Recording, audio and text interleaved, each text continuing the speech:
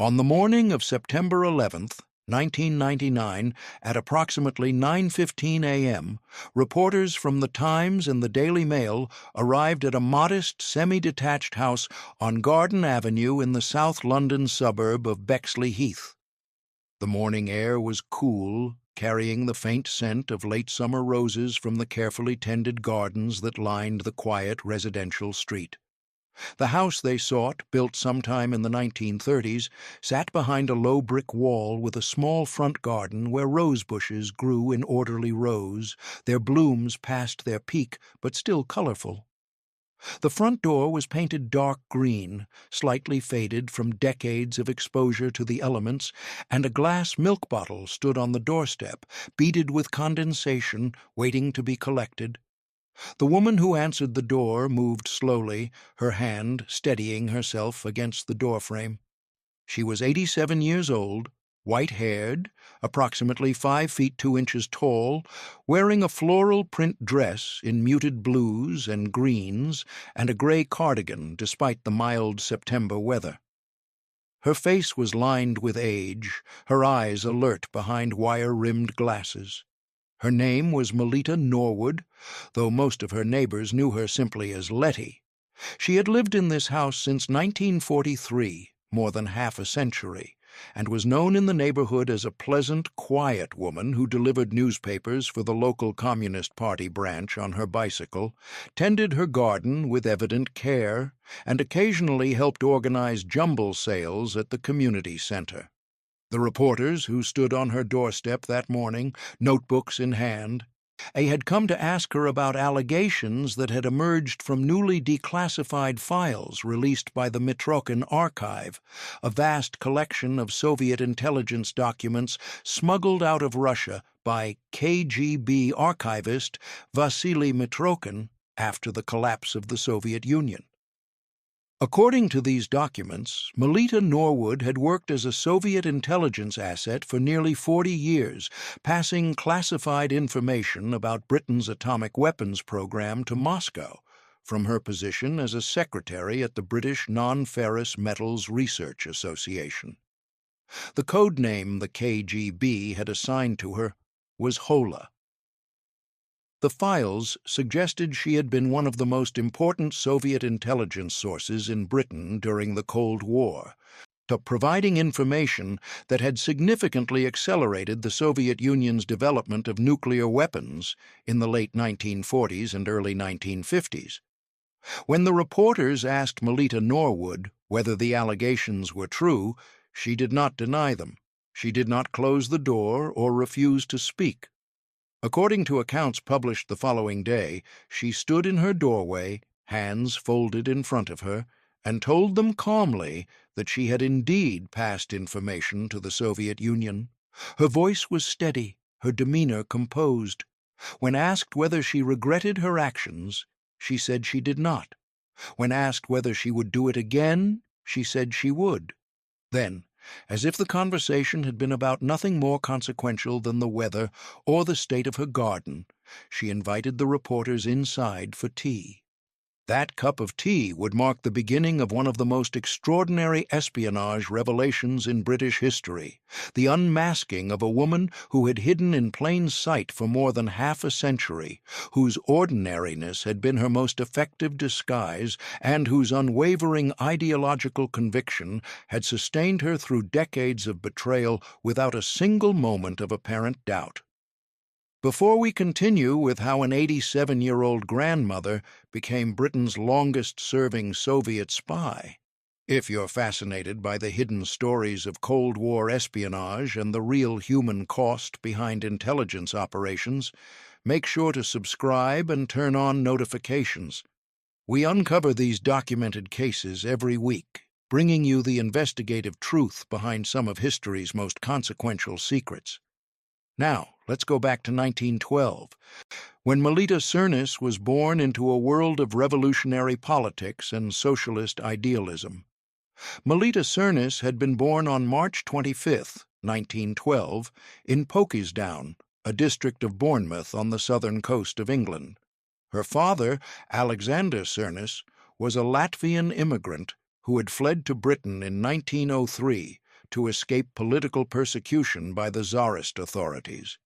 He had been involved in revolutionary socialist movements in Latvia and had continued his political activism after arriving in England, becoming active in the Social Democratic Federation and later in the British Socialist Party.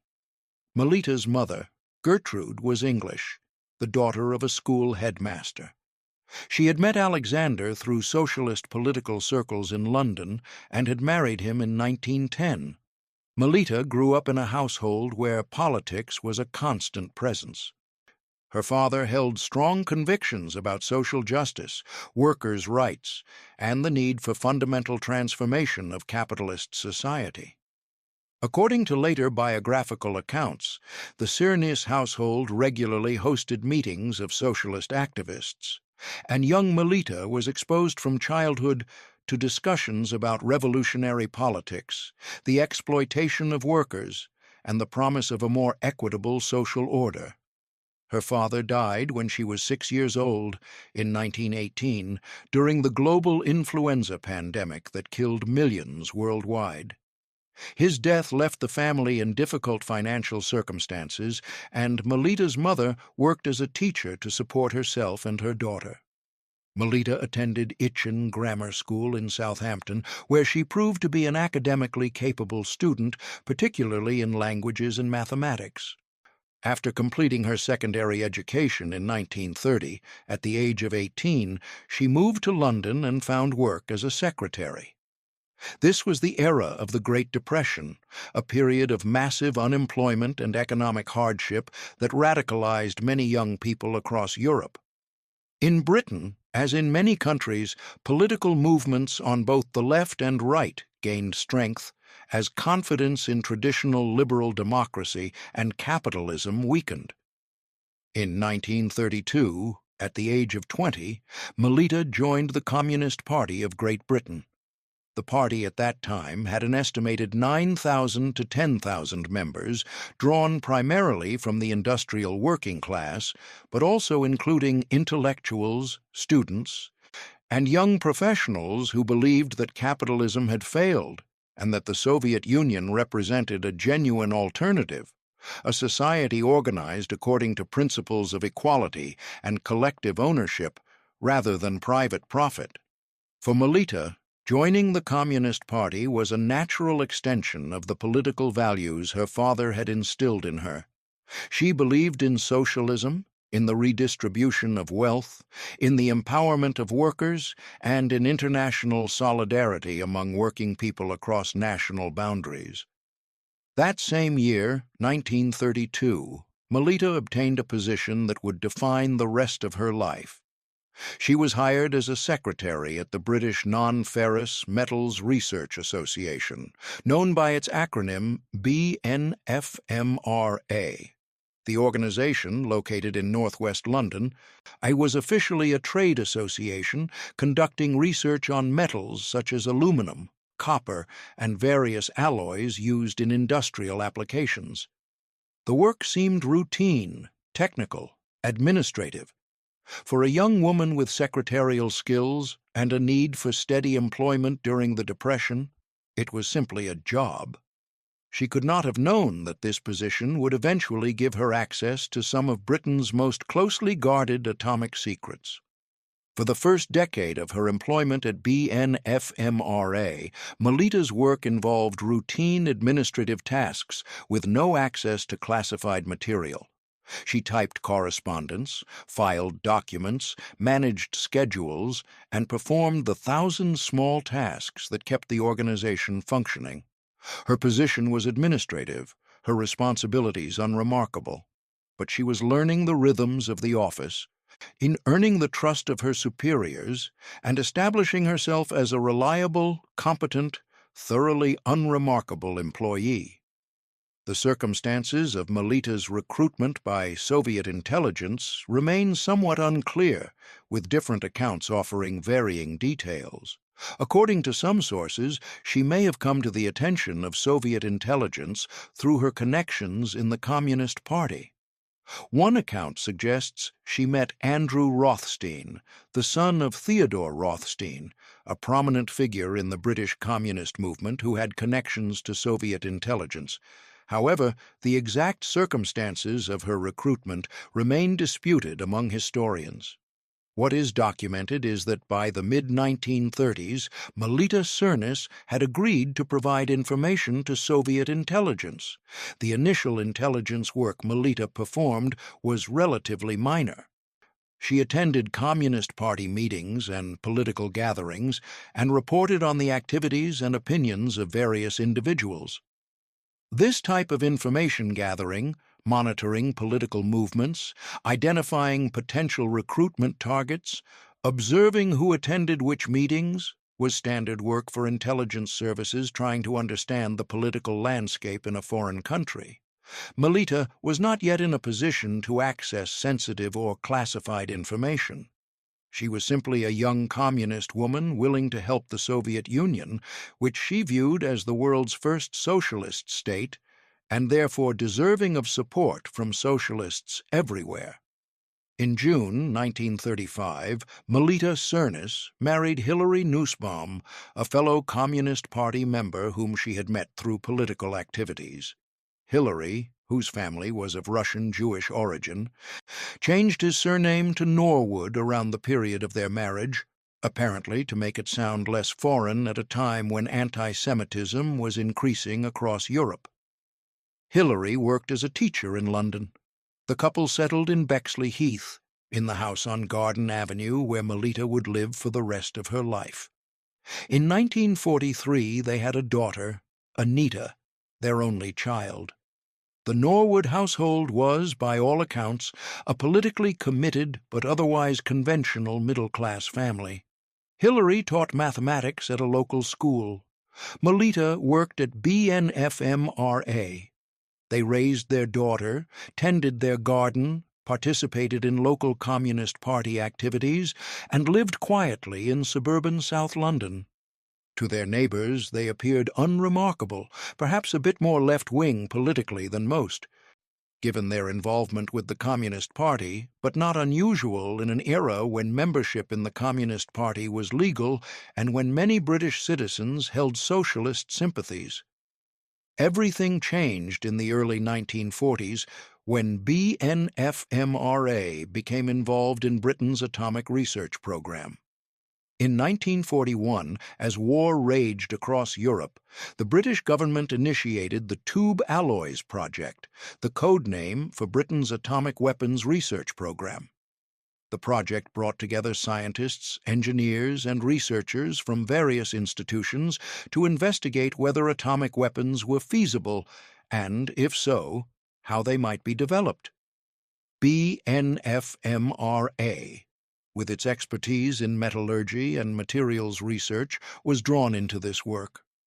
The research focused on metallurgical aspects of atomic weapons development, specifically on the properties of uranium and other materials required for building atomic bombs. Melita's position as a secretary to the director of BNFMRA suddenly gave her access to information of extraordinary sensitivity. She typed classified documents, filed sensitive correspondence, and managed the flow of information through the office. This was precisely the type of position that intelligence services valued because secretaries, while rarely involved in substantive decision-making, had access to enormous amounts of information. Moreover, secretaries were often invisible, trusted support staff whose presence was so routine that security officials paid little attention to them. On June 22, 1941, Germany invaded the Soviet Union, launching Operation Barbarossa and transforming the strategic situation in Europe. Britain and the Soviet Union, previously suspicious of each other despite their common opposition to Nazi Germany, became military allies. In Britain, public opinion toward the Soviet Union shifted dramatically. The Communist Party of Great Britain, which had been marginalized and sometimes persecuted during the period of the Nazi-Soviet Pact from 1939 to 1941, suddenly found itself part of a broad anti-fascist coalition. Soviet soldiers fighting on the Eastern Front were celebrated in British propaganda as heroic defenders against Nazi aggression. For Melita Norwood, the alliance between Britain and the Soviet Union reinforced her conviction that supporting Soviet intelligence was not treasonous, but rather a contribution to the common struggle against fascism. When she passed information to Soviet contacts, she understood herself to be helping an ally that was bearing the brunt of the war against Hitler. This rationalization would sustain her throughout the decades to come, even after the wartime alliance had dissolved into Cold War hostility. From 1943 onward, as the tube alloys program intensified and as Britain's atomic research accelerated, Melita Norwood provided her Soviet handlers with documents on a regular basis. The method she used was straightforward but effective. She would stay late at the office when others had left, photograph documents using a small camera provided by her handlers, and then pass the film to her Soviet contact. Rather than risky face-to-face meetings in cafes or public spaces, she primarily used dead drops, leaving photographed documents in prearranged hiding locations such as hollowed trees, under park benches, or in other concealed spots where her handler could retrieve them later without any direct contact between them. This technique minimized the risk of detection, as there were no suspicious meetings to observe, no pattern of contact with known Soviet intelligence officers. The intelligence Melita provided to Moscow included technical specifications for uranium processing, details about British progress toward developing a functional atomic weapon, and information about the collaboration between British and American scientists. According to declassified assessments from the Mitrokhin archive, one particularly significant contribution came in late 1945 when documents she passed to Moscow included detailed technical data on methods for uranium enrichment. Soviet scientists, working under intense pressure from Stalin to develop atomic weapons as quickly as possible, found this information valuable in accelerating their own research program. In the summer of 1945, the United States dropped atomic bombs on Hiroshima on August 6th and on Nagasaki on August 9th, demonstrating the devastating power of nuclear weapons and fundamentally altering the global strategic balance. The Soviet Union, which had been allied with Britain and the United States during the war, suddenly found itself in a position of strategic vulnerability. The United States possessed atomic weapons. The Soviet Union did not. The Soviet leader Joseph Stalin made the development of Soviet nuclear weapons a top priority, directing massive resources toward the program and demanding that Soviet intelligence obtain any and all information that could accelerate development. Soviet intelligence had multiple sources providing atomic secrets during this period. The most famous was Klaus Fuchs, a German-born physicist who worked on the Manhattan Project in the United States and provided extensive technical information to Soviet intelligence. However, Melita Norwood's intelligence from Britain was also significant, particularly because it provided information about British research that complemented what Soviet intelligence was obtaining from American sources. Western intelligence assessments compiled years later suggested that the information Melita and other agents provided may have accelerated Soviet development of atomic weapons by 1 to 2 years and saved the Soviet program enormous resources by building on Western research rather than starting from scratch. On August 29, 1949, the Soviet Union successfully tested its first atomic bomb at the Semipalatinsk test site in Kazakhstan. The test, codenamed First Lightning, shocked Western intelligence agencies, which had not expected the Soviet Union to develop atomic weapons so quickly. American intelligence estimates had predicted it would take the Soviets until at least the mid-1950s to build a functioning atomic weapon.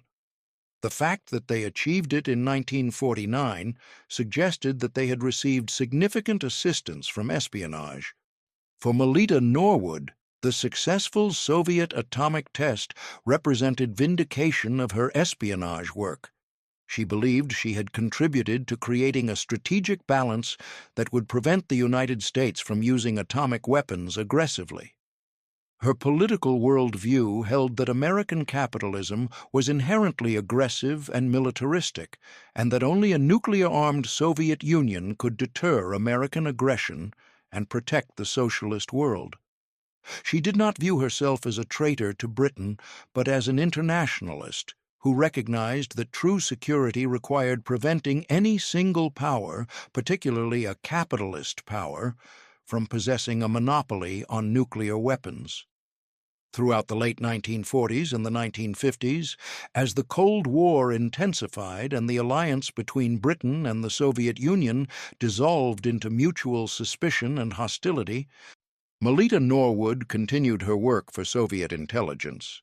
She remained employed at BNFMRA, continuing to have access to classified research, though the nature of the work gradually shifted as Britain's independent atomic weapons program evolved and as security measures were enhanced following the exposure of other spies.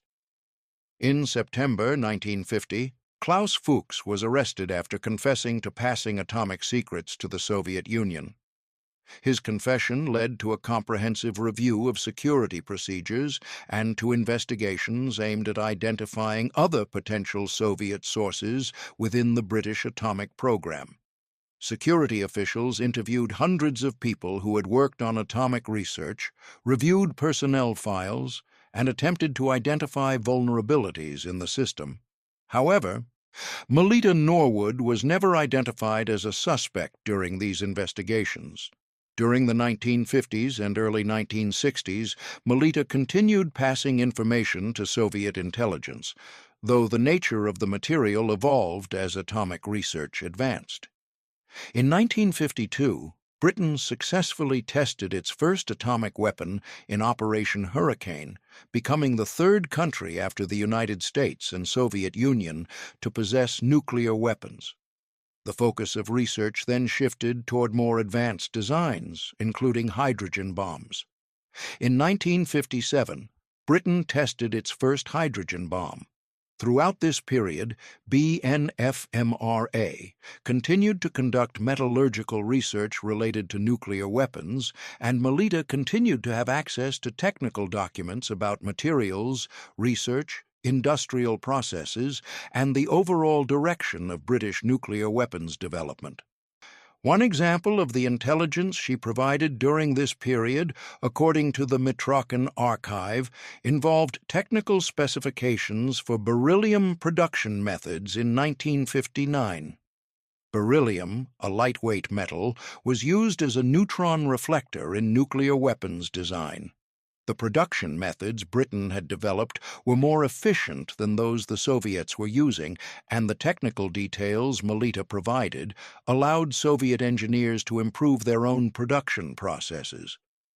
Another example involved documents she photographed in 1963 concerning new alloys being developed for use in missile casings, information that had both civilian and military applications, but that Soviet metallurgists found valuable. By the mid-1960s, Melita's access to cutting-edge research had diminished somewhat as security procedures tightened and as the most sensitive work was conducted at facilities other than BNFMRA. The organization's role in nuclear research became less central as dedicated weapons research establishments took over much of the work. However, she still had access to valuable information about materials research, industrial processes, and technical developments that Soviet intelligence found useful. In 1972, Melita Norwood retired from BNFMRA at the age of 60.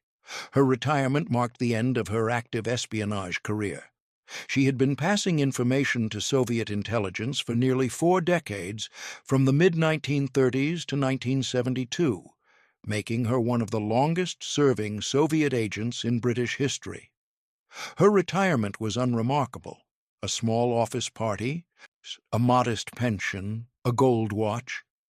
No one suspected that the retiring secretary had spent most of her career photographing classified documents and passing them to Moscow. In her daily life throughout these decades, Melita Norwood had remained thoroughly ordinary. She and her husband Hilary raised their daughter Anita in the house in Bexley Heath. Anita attended local schools and eventually went to university, studying modern languages. Melita worked at BNFMRA throughout the 1960s until her retirement in 1972. Hilary continued teaching until his own retirement. They took modest holidays, usually in Britain or occasionally in Eastern Europe, visiting communist countries like East Germany or Czechoslovakia, where Melita felt ideologically at home. The Norwoods were active in local Communist Party activities. Melita delivered the party newspaper, the Morning Star, to subscribers in the Bexley Heath area, cycling through the neighborhood with bundles of papers in her bicycle basket. She helped organize fundraising events, attended political meetings, and remained a committed believer in the socialist cause despite the accumulating evidence of Stalin's crimes, the Soviet invasion of Hungary in 1956, and the crushing of the Prague Spring in 1968. Like many longtime communists of her generation, Melita managed to maintain her faith in the fundamental rightness of socialism while acknowledging that the Soviet Union had made mistakes. She viewed the Soviet system's failures as departures from true socialist principles rather than as inherent to socialism itself. Hilary Norwood died in 1986 at the age of 76. He had known about his wife's intelligence work for the Soviet Union. According to later accounts, Melita had told him about it relatively early in their marriage and had supported her commitment, though he had not been directly involved in espionage himself. After his death, Melita continued living alone in the house on Garden Avenue. Her daughter, Anita, who had married and had children, lived nearby and visited regularly. Melita became a great-grandmother. She tended her garden with the same care she had always shown, delivered newspapers on her bicycle well into her 80s, and participated in local political activities with quiet dedication. By the late 1980s and early 1990s, as the Cold War ended and the Soviet Union collapsed, Melita Norwood appeared to be simply an elderly woman who had lived through extraordinary historical events, but whose own life had been thoroughly conventional. Her espionage career was long over. She had not been in contact with Soviet intelligence since her retirement from BNFMRA in 1972. The Soviet Union no longer existed. The ideological conflict that had shaped her entire adult life had ended, not with the triumph of socialism, as she had hoped, but with the collapse of the Soviet system and the apparent victory of capitalism. Then, in 1992, a KGB archivist named Vasily Mitrokhin defected to Britain. Mitrokhin had worked as a senior archivist for the KGB's Foreign Intelligence Service, with access to vast quantities of documents about Soviet espionage operations spanning decades. For 12 years, from 1972 to 1984, he had secretly copied documents and smuggled them out of KGB headquarters, eventually accumulating a massive archive that he kept hidden in his dacha outside Moscow. After the Soviet Union collapsed, Mitrokhin approached British intelligence and offered to provide his archive in exchange for asylum. The Mitrokhin archive contained approximately 25,000 pages of copied KGB documents, including files on Soviet intelligence operations in Britain, the United States, and dozens of other countries. British intelligence, working with Mitrokhin, spent years analyzing the documents, attempting to identify agents, understand operations, and assess the damage Soviet espionage had caused. And among the thousands of pages of documents were files on an agent codenamed Hola, files that described a long-serving British agent who had provided atomic secrets from the 1940s through the 1970s. The identification of Hola as Melita Norwood took several years. The files provided operational details, methods of document transfer, types of information passed, code names of handlers, but did not initially provide her real name. British counterintelligence officials had to cross-reference the operational details with employment records, security files, and other documentary evidence to determine her identity. By 1999, they had assembled enough evidence to be confident that Hola was Melita Norwood, a retired secretary living quietly in Bexley Heath. The decision about what to do with this information presented difficult questions for British authorities. Melita Norwood was 87 years old, living quietly in South London, no longer involved in any intelligence activities, and no longer in contact with any foreign intelligence service. Prosecuting her would require extensive legal proceedings, might fail due to her age and health, and would provide no practical security benefit since she was no longer operational. Moreover, prosecuting her might create a public spectacle that would embarrass the British government by highlighting how a secretary had passed atomic secrets for decades without detection. On the other hand, allowing her to live out her remaining years without consequence might send the message that espionage, even espionage that had damaged national security significantly, could be committed without punishment. There was also the consideration that other cases from the Mitrokhin archive were being prosecuted, and treating Norwood differently might appear to be favoritism or weakness. The British government made the decision not to prosecute Melita Norwood, but to authorize the release of information about her to the press. On September 11, 1999, The Times published a front-page story revealing that Melita Norwood had been a Soviet spy and that newly declassified intelligence files showed she had been one of the most important Soviet intelligence sources in Britain during the Cold War. The newspaper described her as the most important female agent ever recruited by the USSR, though intelligence historians would later debate whether her overall impact exceeded that of the Cambridge Five spy ring, whose members had held higher-level positions within the British intelligence establishment. When reporters arrived at Melita Norwood's house in Bexley Heath that September morning, they found an elderly woman who showed no signs of shame or regret. She confirmed the allegations without hesitation. She acknowledged passing information to the Soviet Union. She stated that she had done so because she believed it was the right thing to do, that she had wanted to prevent the United States from having a monopoly on atomic weapons, and that she believed a balance of nuclear power would help prevent war. When asked directly if she would do it again, she said yes, she would. Melita Norwood's unapologetic stance shocked many people and became the focus of intense media coverage over the following days. Newspapers ran photographs of the elderly woman in her garden, surrounded by the rose bushes she had tended for decades. Headlines described her as the Granny Spy. Some commentators called for her immediate arrest and prosecution. Others argued that prosecuting an 87-year-old woman for crimes committed decades earlier would serve no purpose. Still others focused on the intelligence failure. How had British security services failed to detect a spy who had operated for nearly 40 years? The decision not to prosecute Melita Norwood was announced by the Attorney General within days of the story breaking.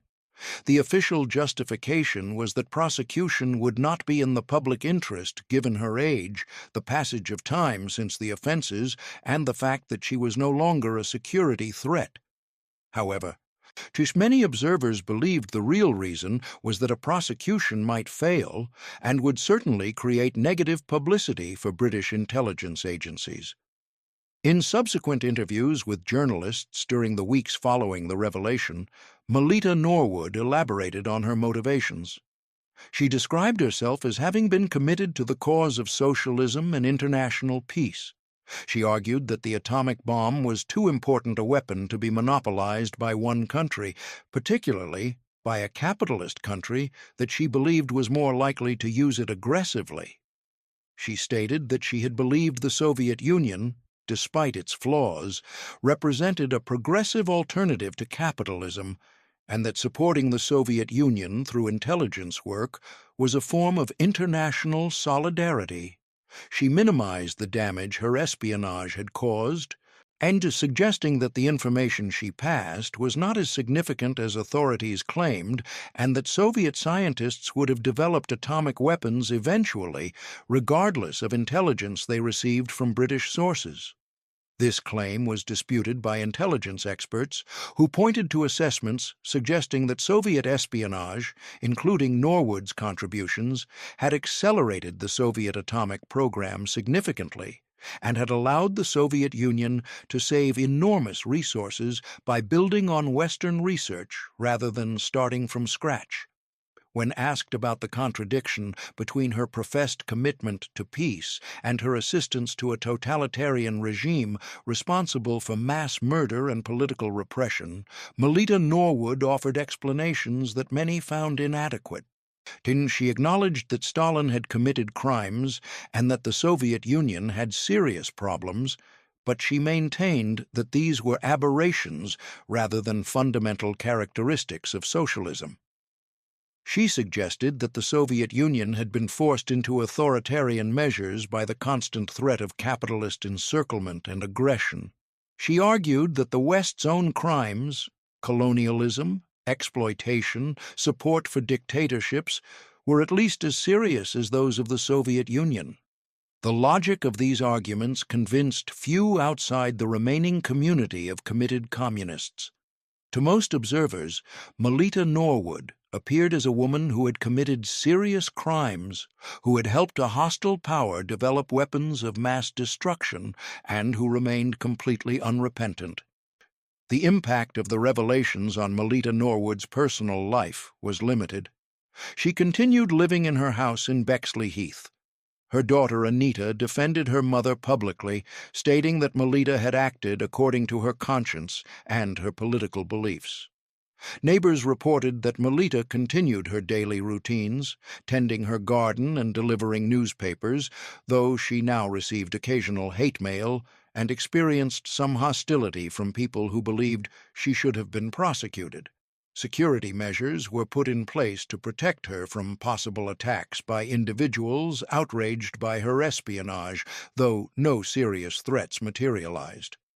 Academic historians and intelligence experts debated the significance of Melita Norwood's espionage.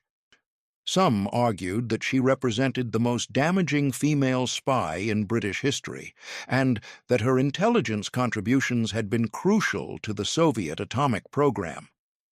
Others suggested that her importance had been overstated and that the information she provided, while valuable, had been duplicated by other sources and would not, on its own, have been sufficient to enable Soviet atomic weapons development.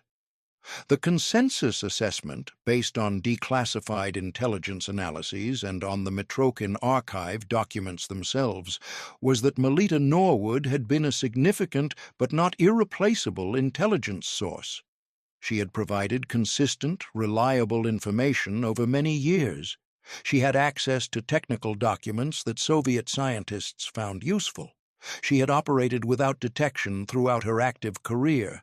However, she had not been the sole source of atomic secrets for the Soviet Union, and her contributions, while important, had been part of a larger intelligence effort that included other agents in Britain and the United States.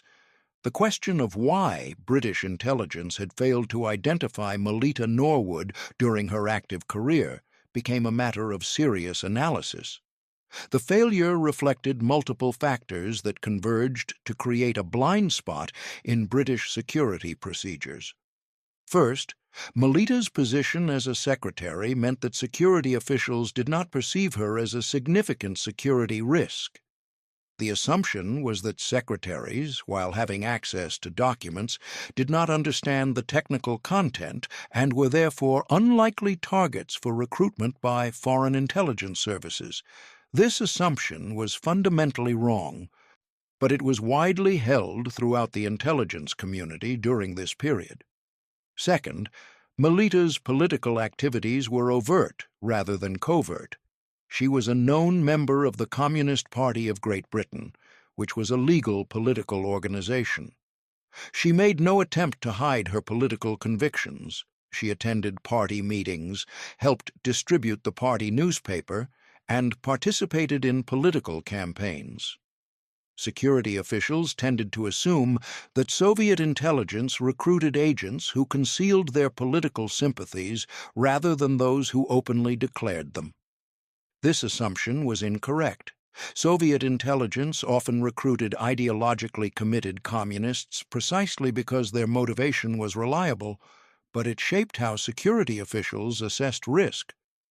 Third, Melita was extraordinarily careful in her tradecraft. She did not socialize with Soviet diplomats or with anyone who might attract the attention of British counterintelligence. Her contacts with Soviet handlers were conducted through dead drops and through carefully arranged protocols that minimized exposure. She never took documents home, where they might be discovered. She photographed them at the office and immediately returned them to their proper files. She maintained the same routine year after year, never drawing attention to herself through unusual behavior. Fourth, and perhaps most significantly, Melita Norwood benefited from a form of social invisibility rooted in assumptions about gender and class. She was a middle-aged woman, a secretary, a grandmother who lived in the suburbs and tended her garden. She did not fit the profile of a spy that security officials imagined. The spy hunts of the 1950s focused on university-educated men with connections to elite institutions like Cambridge, where Soviet intelligence had famously recruited the Cambridge 5 spy ring. Melita Norwood, a working-class woman with no university education and no connections to elite circles, simply did not register as a potential threat in the minds of counterintelligence officials who were looking for sophisticated, educated men from privileged backgrounds. The Norwood case became part of a broader reassessment of Soviet espionage operations during the Cold War. The Mitrokhin archive revealed the extent to which Soviet intelligence had penetrated Western institutions, recruiting hundreds of agents across Europe and North America. Many of these agents had been motivated by ideology. They were communists who believed they were serving a higher cause, though some had been motivated by money or by personal grievances. The archive documented the methods Soviet intelligence used, the networks they established, and the damage they caused. For the remaining members of the Communist Party of Great Britain, Melita Norwood's exposure and her unapologetic stance created complicated feelings. Some defended her, arguing that she had acted according to her conscience during a period when the Soviet Union was fighting fascism and when support for the Soviet cause seemed morally justified. Others felt that her espionage had been wrong, regardless of her motivations, and that her refusal to acknowledge any error reflected a dogmatism that had damaged the credibility of the socialist movement. Melita Norwood continued living in Bexley Heath for another 6 years after her exposure. She gave occasional interviews to journalists and researchers, always maintaining the same positions, that she had been right to do what she did, that she did not regret it, and that she would do it again. She expressed no remorse for the impact her espionage might have had on British security or on the people who worked alongside her at BNFMRA and who had trusted her. On June 2, 2005, Melita Norwood died at the age of 93 at a care facility in Bexley Heath, where she had been receiving treatment for failing health. Her death was reported in major newspapers, with obituaries recounting her espionage career and the controversy that had surrounded her after her exposure in 1999. Some obituaries described her as a committed idealist who had acted according to her beliefs. Others described her as a traitor who had damaged her country's security and who had served a brutal totalitarian regime. Her daughter Anita arranged a private funeral. According to later reports, the service was attended by family members and by a small number of remaining Communist Party activists who had known Melita through political work. There were no representatives from government or from the intelligence community. The funeral was brief and quiet, reflecting Melita's lifelong preference for avoiding public attention except when defending her political convictions. The question of how to assess Melita Norwood's life and choices remains contested. From one perspective, she was a woman of principle who acted on her beliefs and who accepted the risks involved in supporting a cause she considered just. She lived according to her convictions throughout her life, never wavering even when confronted with evidence that contradicted her worldview. She maintained her commitment to socialism even after the collapse of the Soviet Union demonstrated the failures of the system she had served. From another perspective, she was a criminal who committed espionage against her own country, who helped a hostile power develop weapons of mass destruction, and who served a regime responsible for the deaths of millions of people through political repression, forced collectivization, and state terror. She showed no remorse for these actions, no acknowledgement of complexity or moral ambiguity, and no recognition that her ideological commitment might have led her to support evil in the name of good. The impact of Melita Norwood's espionage on the course of history is difficult to measure precisely. The Soviet Union would have developed atomic weapons eventually, even without espionage. Soviet scientists were capable of solving the theoretical and engineering problems involved in nuclear weapons development. However, espionage undoubtedly accelerated the Soviet program, saving time and resources and allowing Soviet leaders to achieve nuclear capability years earlier than would otherwise have been possible. This acceleration affected the strategic balance during the early Cold War, influenced American and British policy decisions, and contributed to the nuclear arms race that defined international relations for decades. Whether accelerating Soviet nuclear development contributed to peace, as Melita Norwood believed, or increased danger is a question that admits no simple answer. The balance of nuclear terror, the doctrine of mutually assured destruction, arguably prevented direct military conflict between the United States and the Soviet Union during the Cold War. However, it also led to a massive accumulation of nuclear weapons, to numerous near misses that could have resulted in accidental nuclear war, and to the extension of superpower competition into proxy conflicts across the developing world. The personal cost of Melita Norwood's espionage was borne primarily by people other than herself. Unlike many spies who were caught, prosecuted, and imprisoned, Melita lived a comfortable life, raised her family, enjoyed her retirement, and died peacefully at age 93 without facing legal consequences for her crimes. The cost was instead borne by the colleagues who had worked alongside her and trusted her, by the British scientists whose research she compromised, and, more broadly, by the British public whose security was damaged by her actions. There were no innocent family members in Melita Norwood's case who suffered for her choices in the way that families in other espionage cases had suffered. Her husband Hillary had known about and supported her espionage. Her daughter Anita maintained that her mother had acted honorably according to her convictions.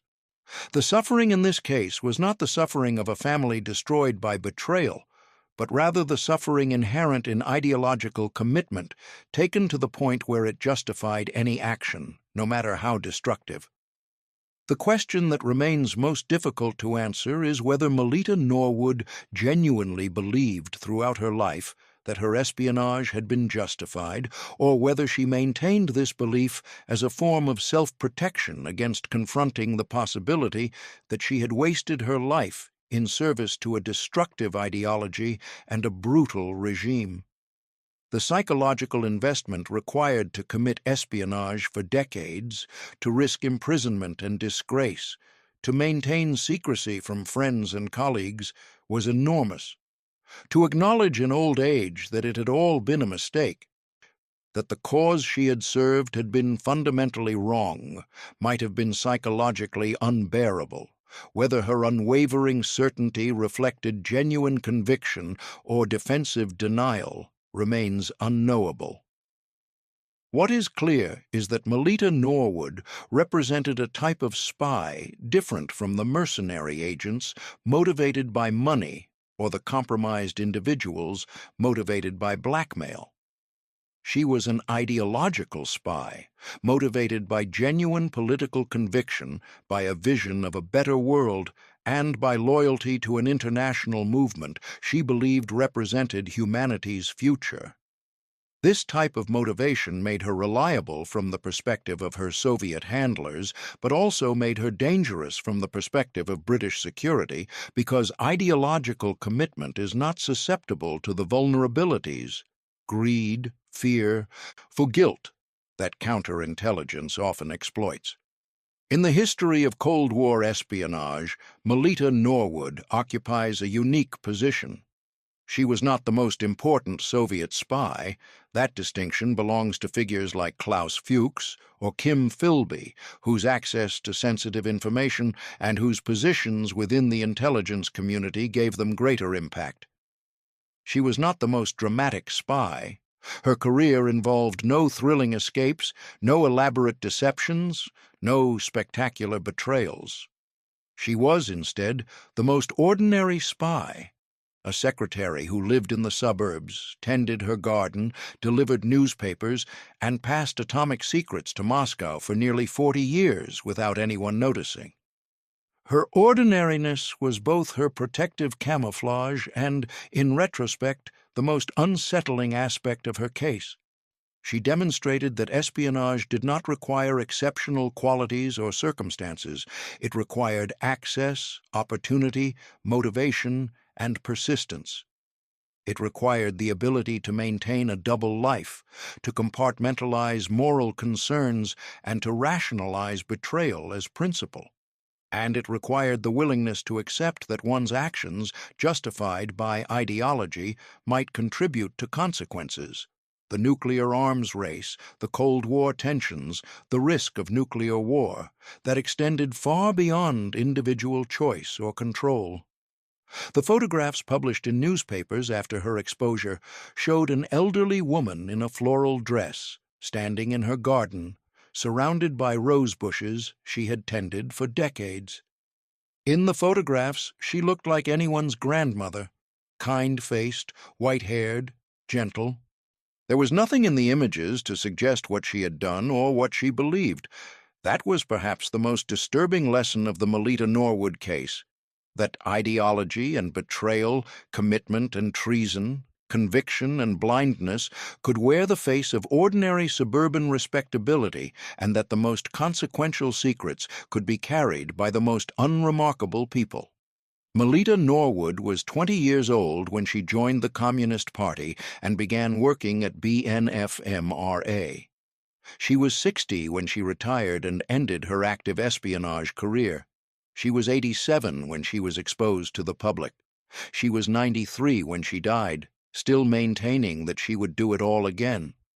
And in between, she lived what appeared to be an entirely ordinary life, a life of domestic routines, family gatherings, political meetings, and gardening, while carrying the secret that she had helped provide the Soviet Union with information that accelerated their capability to destroy cities with nuclear weapons.